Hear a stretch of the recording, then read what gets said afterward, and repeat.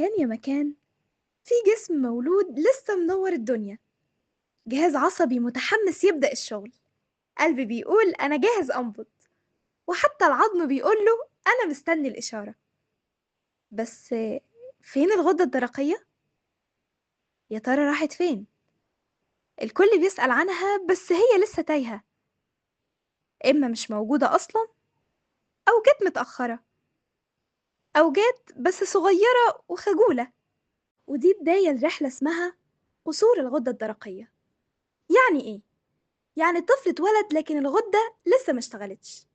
يا إما ما بتنتجش هرمونات كفاية، يا إما ما بتنتجش خالص. وساعتها بيبقى عندنا نوعين: دائم وده محتاج علاج طول العمر، ومؤقت وده ممكن يتحسن مع الوقت أو بالعلاج. بس ليه ممكن يحصل كده أصلا؟ الأسباب كتيرة.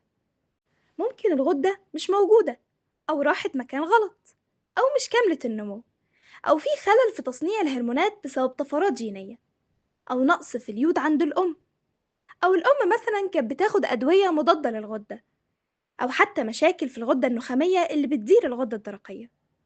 يعني الموضوع مش بسيط ومش دايما بيبان، لأن للأسف الطفل ممكن يكون شكله عادي لكن جواه نشاطه قليل، صعب يرضع، شكله منفوش شوية، لسانه كبير، بيعيط بصوت غريب، عنده إمساك ونموه أبطأ من الطبيعي، ويا ويلك من الجفاف وبرودة الأطراف.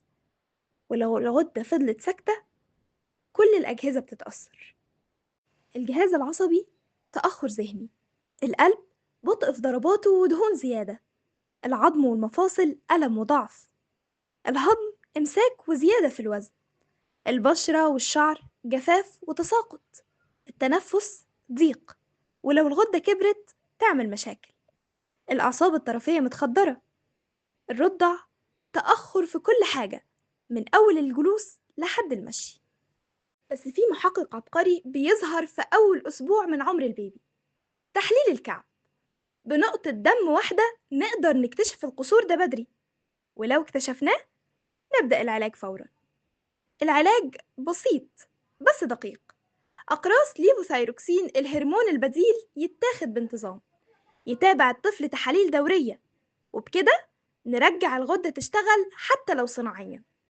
ومن أشهر الأدوية المستخدمة ليفوثايروكسين صوديوم، وده الاسم العلمي. والأسماء التجارية اللي ممكن تلاقوها في أي صيدلية: ايوثايروكس، التروكسين، اتروكسيك، ليوثايرونين، وده اسمه التجاري سايتومال.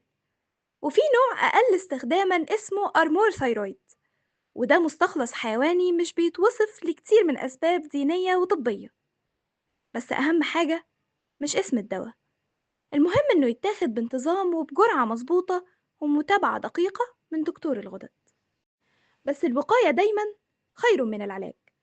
فحص إجباري لكل مولود، تغذية الحامل دايما بعنصر اليود، ومتابعة طبية مستمرة. قصور الغدة مش نهاية، لكن التأخير في اكتشافه ممكن يغير حياة كاملة. افحصوا، تابعوا، خليكوا أبطال في حياة أطفالكم، وخلوا كل غدة تشتغل في ميعادها. افحصوا، لاحظوا، وتابعوا. كل طفل يستحق بداية صح.